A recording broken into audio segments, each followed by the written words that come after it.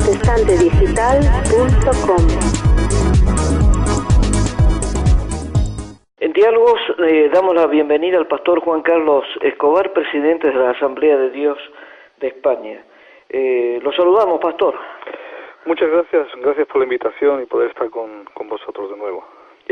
Pastor, en estos días en la Asamblea de Dios ha habido una intensísima actividad. En primer lugar, hace un par de semanas, si no nos equivocamos, se realizó el Congreso Mundial de Asamblea de Dios en la India. ¿Qué podemos comentar de ese congreso, pastor?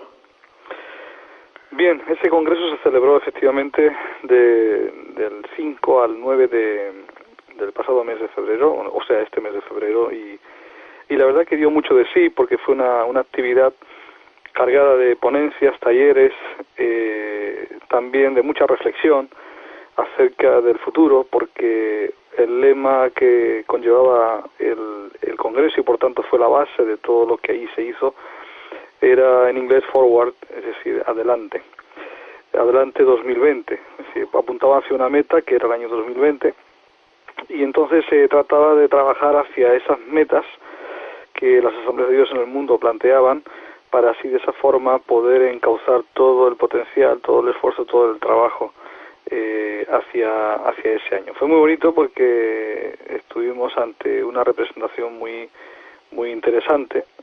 Prácticamente se habló de unos 217 representantes de todos los países, y mayormente sobre todo países de Medio Oriente y Oriente, cosa que habitualmente no es muy acostumbrado verlos, porque muchas de las conferencias se hacen en el lado más occidental. Así que fue una experiencia muy bonita ahí en la India, y estar presente en ese momento tan histórico y ante ponencias y desafíos tan interesantes. Has mencionado Oriente y Medio Oriente. ¿Qué comentarios pudieron hacer esos representantes con relación a este tema de tanta actualidad que estamos viviendo? Pues son comentarios muy interesantes, debido a que muchos de esos países entran dentro de esos 200 millones de creyentes en el mundo que están bajo amenazas de muerte, que están bajo la amenaza de prisión o de algún tipo de agresión, ¿no? Así que muchos de ellos estaban ahí prácticamente camuflados, con visas muy forzadas. Conocer la experiencia del presidente de las Asambleas de Irak, o conocerlos de Afganistán, de Irán. Hablaban de detalles interesantísimos, gente que por su fe convive todos los días con la amenaza de muerte, y son testigos también de atentados permanentes.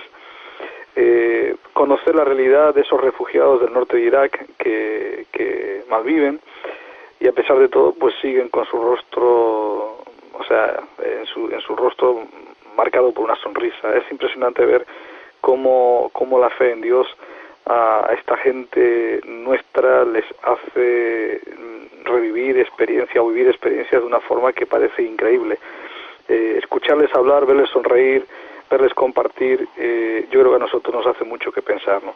Así que ese fue uno de las connotaciones importantísimas de este evento, ¿no? Ver tanta gente que, a pesar de todas las circunstancias que están viviendo, estaban allí compartiendo el desafío del mundo, ¿no? De creer que con el Evangelio se puede transformar una sociedad. Y podríamos reflexionar también acerca de nuestra postura bastante cómoda que estamos asumiendo.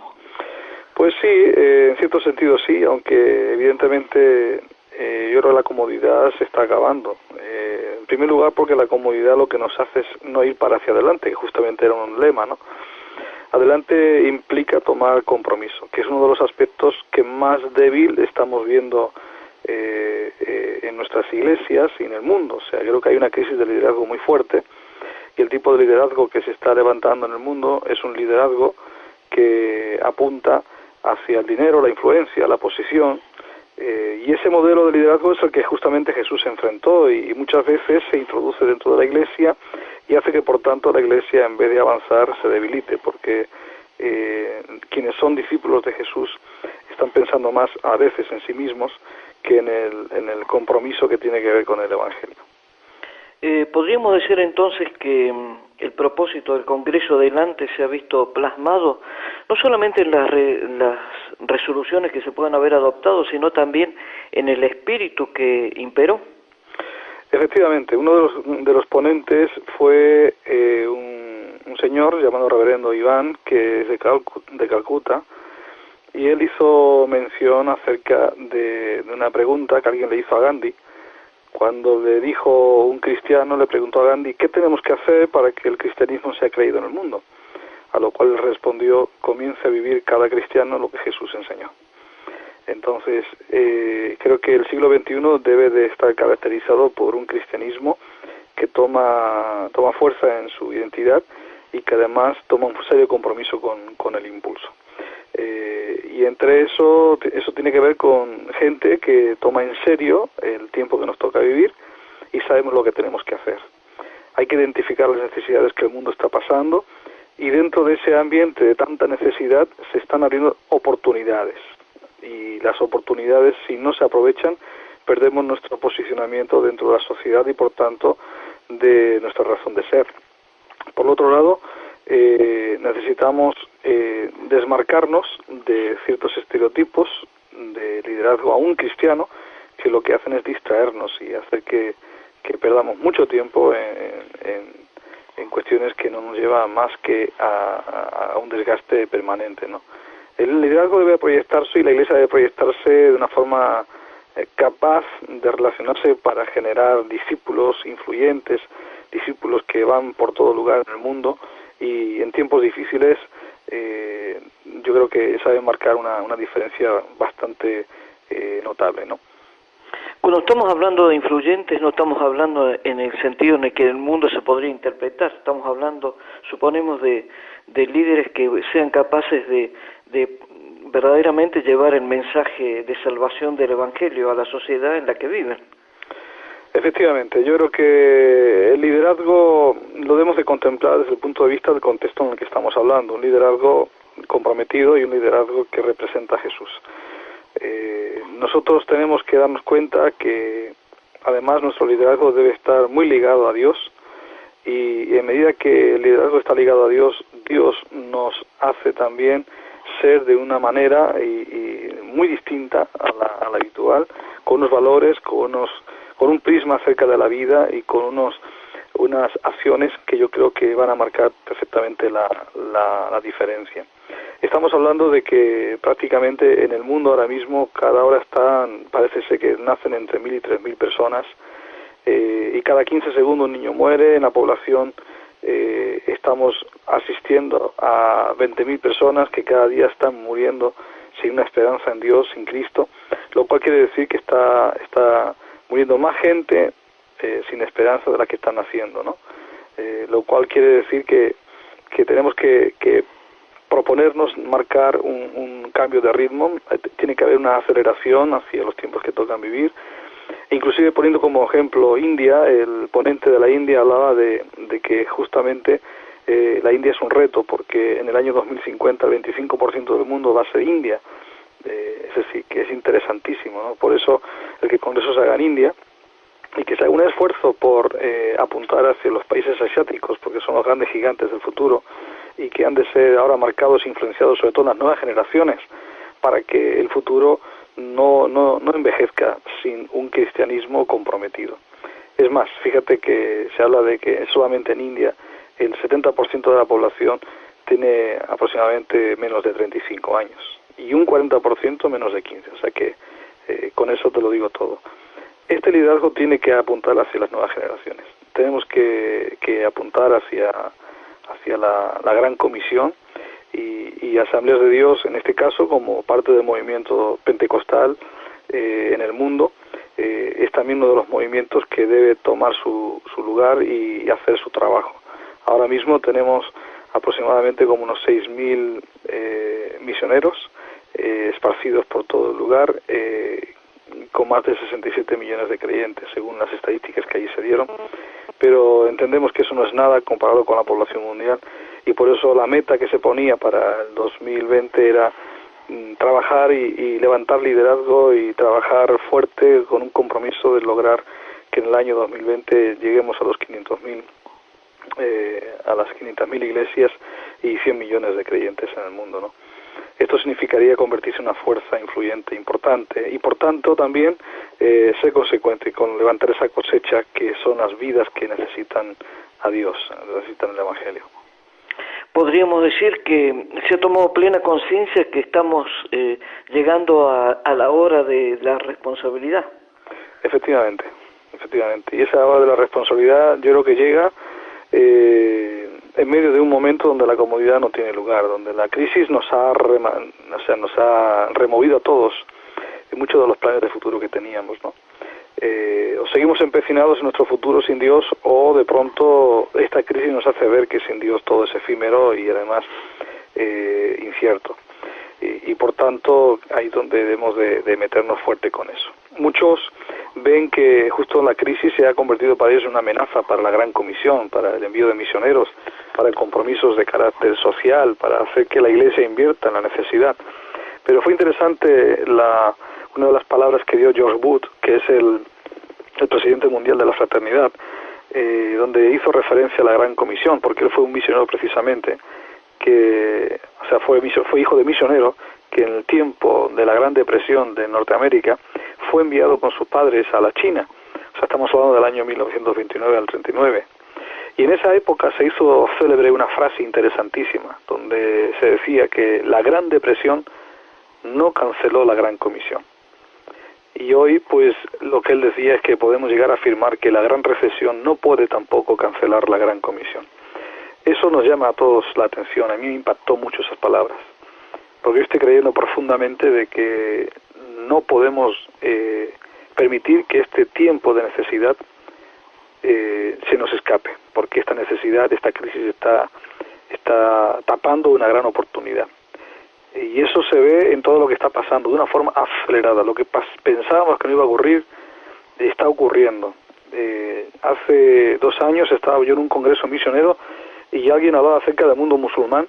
Yo he tenido muchas experiencias en el mundo islámico y a mí me impactó cuando estaba en Latinoamérica, concretamente en una conferencia en Nicaragua, que alguien me preguntó qué opinaba de la situación de Medio Oriente. Y yo afirmé algo que sentí en mi corazón y dije, igual que cayó el muro de Berlín, igual que el velo o la cortina de bambú se rasgó, el velo del Islam también se va a rasgar. Y no sabemos cómo, pero la forma más insospechada va a suceder. Porque algo va a pasar, no se puede seguir viviendo bajo esta presión y esta incongruencia en los tiempos que vivimos, ¿no? Y efectivamente, o sea, sin que nadie lo calcule, de una forma natural, el velo del Islam se ha rasgado y se abre un espacio de oportunidad en medio de un montón de crisis. Y esa oportunidad no sabemos cuánto tiempo va a durar, porque ahora mismo lo que está ocurriendo en Medio Oriente es que las puertas se están abriendo para una acción social que nos puede invitar también a llevar el Evangelio, conectándonos con la necesidad, no solamente con el ámbito proselitista, que es el que debemos de huir. Así que, ¿qué te voy a decir? Yo creo que todo esto estaba latente en este congreso, ¿no? Y son reflexiones que hasta el día de hoy siguen vivas, siguen latentes, al menos en mi corazón, y que traslado a través de cada oportunidad que tengo de hablar o de compartir.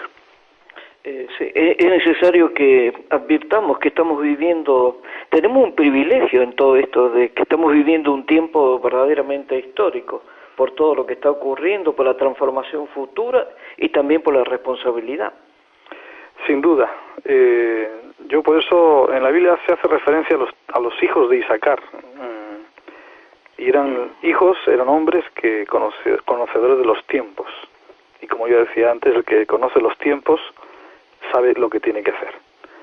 Y el que no identifica los tiempos está inmerso dentro de una inercia que le lleva a caminar a trompicones, es decir, movido por el estado emocional o movido por la influencia de las circunstancias que otros marcan. Mientras que el que identifica los tiempos, y como decía Deacon Salvation, que era uno de nuestros ponentes precisamente en nuestra conferencia de Asamblea de Dios aquí en España, él, que procedente de Jordania, él llegó a afirmar una cosa interesante. El mundo comenzó en Medio Oriente y todo en el mundo acabará en el Medio Oriente. Y todo lo que está pasando no es nada más que el reflejo de algo que sucede en el mundo espiritual. Quien no quiera ver esto, yo creo que va a acabar en un análisis nada más que simplemente racional. Y creo que hace falta discernir los tiempos, hace falta hacer una lectura espiritual como diríamos en el término más puro del término, profética, sin caer en el profetismo burdo y absurdo que se está viviendo en otras latitudes o en otras circunstancias. Hace falta hacer una lectura de lo que realmente está pasando en el mundo para que la Iglesia entienda qué mensaje debe dar y cómo posicionarse ante el reto que vivimos. Para mí, súper apasionante. A mí me tiene este tiempo muy atrapado y muy emocionado positivamente, al mismo tiempo que evidentemente me asusta, me da vértigo, porque esto me invita a lanzarme a riesgos que en circunstancias normales no me atrevería quizás a tomar. Claro, pero que como los tiempos son tan especiales, nuestras actitudes también tendrán que ser diferentes. Sin duda, y eso es lo que dijo Jesús, que en la hora de la prueba, en la hora de la crisis, Él nos haría saber qué decir, y yo creo que Él nos capacita. Yo creo que todos nosotros como seres humanos, en tiempos de comodidad, nunca nos podemos llegar a imaginar cómo reaccionar en tiempos de crisis. Pero cuando eso llega, el hombre tiene una capacidad de reacción inimaginable. O sea, nunca podemos llegar a saber cómo reaccionaríamos frente a momentos realmente de presión. Y yo creo que ahora es la hora de la Iglesia. Este tiempo que vivimos es la hora de la Iglesia. La Iglesia se tiene que levantar como dijo Jesús, ¿no? Como ese luminar en un monte alto, que al estar ahí en ese lugar alto, como una ciudad asentada sobre un monte firme y fuerte, esa ciudad asentada sobre el monte alto influencia, genera, no pasa desapercibida, y yo creo que esta es nuestra hora, es nuestro momento.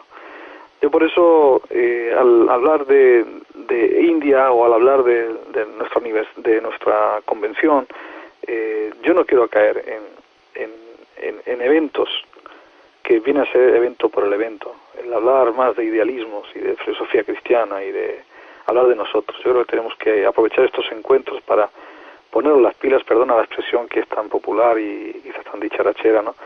Pero tenemos que poner las pilas y darnos cuenta que el mundo está esperando que reaccionemos. Muchos de los eventos cristianos se centran en sí mismos, denominaciones que se centran en sí mismas.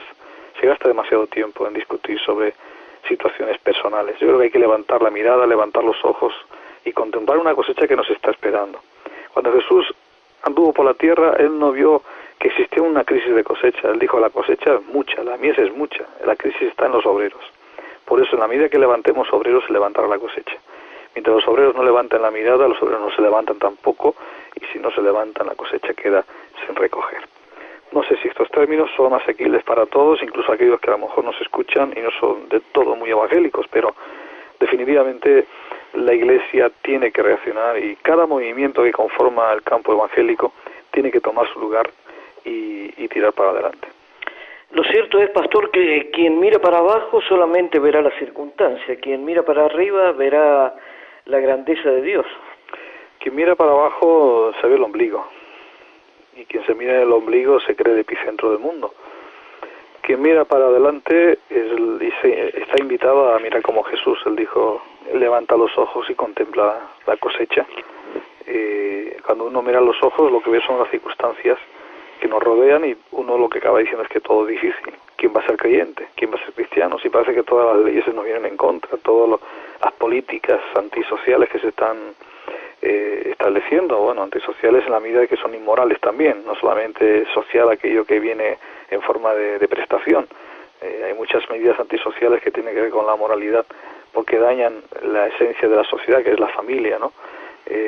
Y uno ve todo lo que hay alrededor y se da cuenta de que efectivamente todo es difícil, pero los discípulos tuvieron que entender que aunque era primavera y los campos estaban verdes, Jesús estaba haciéndoles ver que no es lo que ven con los ojos naturales, que hay una realidad que tiene que ir con el mundo espiritual y que la gente está buscando a Dios, por eso se mete en el mundo espiritual, se mete en el ocultismo, en la nueva era. Lo que pasa es que a lo mejor la gente no quiere abrazar una forma de fe religiosa, ni a lo mejor quieren ver nuestro rótulo de evangélico, de protestante. Lo que quieren ver ellos es un hombre o una mujer que se planta delante de ellos como una vida transformada y que tiene algo que decir en base a una experiencia real con Dios. En estos minutos finales que nos quedan, hablamos del séptimo Congreso de Asambleas de Dios. Sí, 48 años de historia. 48 años. Lo que pasa es que desde el año 2004 nuestras convenciones se transformaron en congresos, de forma que combinábamos ese encuentro que era exclusivamente para pastores, a partir del año 2004 se abrió para convivir pastores obreros y representantes de iglesias, así que es una combinación de reuniones de negocio lógicas para mantener una estructura dinámica y asequible para los tiempos que viven, y al mismo tiempo pues plenarias y talleres, conferencias para motivar y transmitir visión. Eso es en resumen lo que es nuestro congreso. Desde la perspectiva espiritual de la que estamos hablando, del enfoque con relación a todo lo que está ocurriendo, este congreso también ha servido para que la Iglesia dé un paso al frente, con firmeza, y en la creencia de que Dios está en el control de todas las cosas. Sí, sin duda. Yo creo que si te puedo resumir el sentir final de todo lo que ha sido este evento, lleno de muchas cosas que tenemos que seguir mejorando, lo que se ha palpado es que la mayoría de la gente lo que quiere es ir hacia adelante. Yo he visto una respuesta por aclamación contundente hacia un plan que apunta hacia el año 2020, donde queremos pasar de casi los 300 lugares de culto que actualmente tenemos como Asambleas de Dios, pasar a los 1000. Eso es un reto en toda regla, porque significa un crecimiento en esta década del 360 y tantos %, frente a una media que venimos rondando sobre el 100% más o menos, ¿no?, que hemos ido creciendo. O sea que estamos hablando de que en esta década debemos de pasar a dar un paso fuerte. Piensa que nuestras Asambleas de Dios tienen un carácter muy autónomo las iglesias, por tanto nuestro patrimonio fundamental es que cada iglesia es autónoma, y si ha crecido Asambleas de Dios es porque cada pastor y cada iglesia ha hecho su trabajo. Pero no obstante, nos hacía falta y es muy necesario poner sobre el tapete y sobre el horizonte una visión que nos enmarque a todos, o que nos haga a todos apuntar hacia un mismo horizonte, sin anular la autonomía y las iniciativas locales.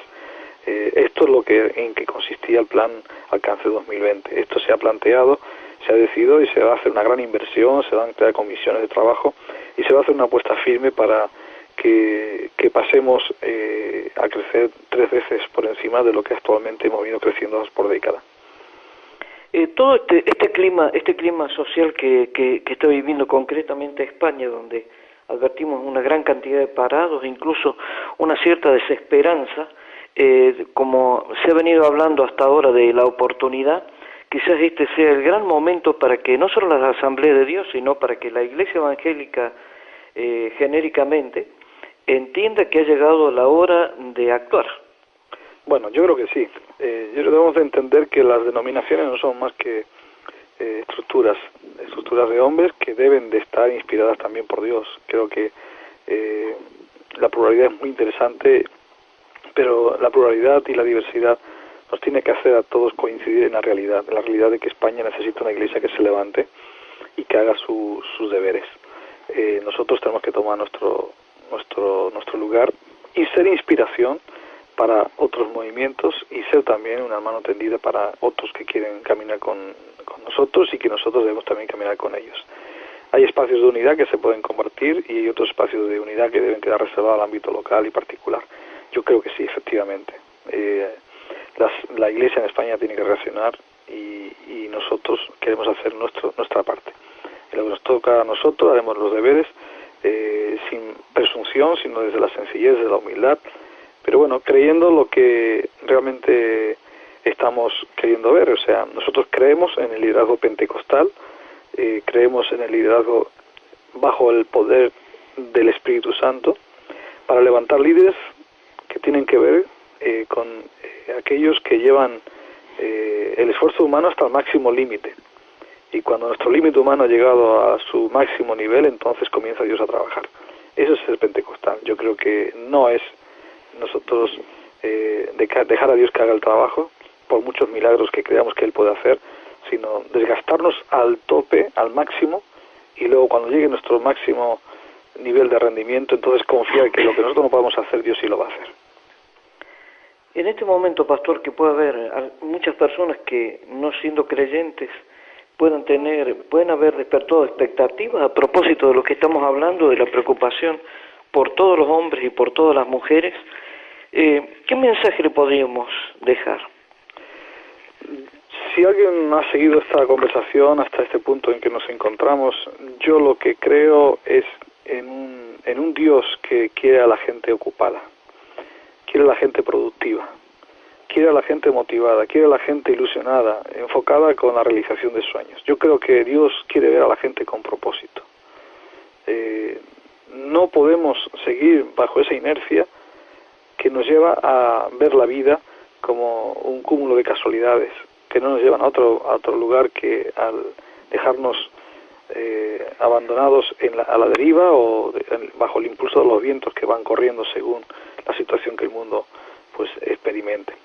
Dios nos está lanzando un reto en este tiempo y el reto es que escuchemos su voz, que no endurezcamos nuestros corazones, que Dios está listo para intervenir en la vida de las personas con su poder, que el Evangelio no es solamente palabras, que es demostración de espíritu y de poder, que probablemente muchas personas que ahora mismo nos están escuchando, o quizás pudieran escucharnos en otro momento, deben de saber que cuando hablamos de que la Iglesia debe hacer su trabajo, lo que la Iglesia tiene que hacer es predicar el Evangelio. Esa fue la principal comisión que Jesús encargó a sus discípulos: ir por todo el mundo, predicar el Evangelio a toda criatura, para que todo aquel que cree no se pierda, sino que tenga vida eterna. Es decir, una vida más allá de la que actualmente ahora mismo estamos viviendo, una vida con trascendencia, una vida con propósito. Y por eso, ante las circunstancias que ahora amenazan nuestro futuro y amenazan esa vida plena, esa vida eterna, debemos de plantearnos tomar la decisión de qué hacer con lo que ahora tenemos en nuestras manos, que es la vida, que es todo lo que Él nos ha dado en el ámbito de los dones, de los talentos, de las capacidades. Las vamos a poner en manos de aquellos que manejan nuestra vida desde el ámbito de los intereses ajenos, o vamos a creer que Dios puede hacer de nosotros obreros ocupados en la mejor empresa que hay en el mundo, la empresa más rentable, la empresa más productiva, la empresa que nunca estuvo en crisis, que es la Iglesia. Yo creo que aquellos que apuestan por la Iglesia, creo que apostarán por una prosperidad genuina, más allá del materialismo, la prosperidad de la familia, la prosperidad de la salud, la prosperidad, ¿por qué no?, también de la economía. Yo creo que Dios bendice de una forma integral. Por eso aquel que acepta a Cristo, creo que acepta la vida plena y una vida que comienza ahora y trasciende a la eternidad. Así que abracen la esperanza, que abracen el Evangelio como una respuesta certera y contundente, segura, acerca de lo que es la vida y la vida abundante. Con este mensaje lo dejamos, Pastor Juan Carlos de Escobar, presidente de las Asambleas de Dios. Hasta la próxima. Pues muchas gracias por la invitación, un abrazo grande para todos. protestantedigital.com.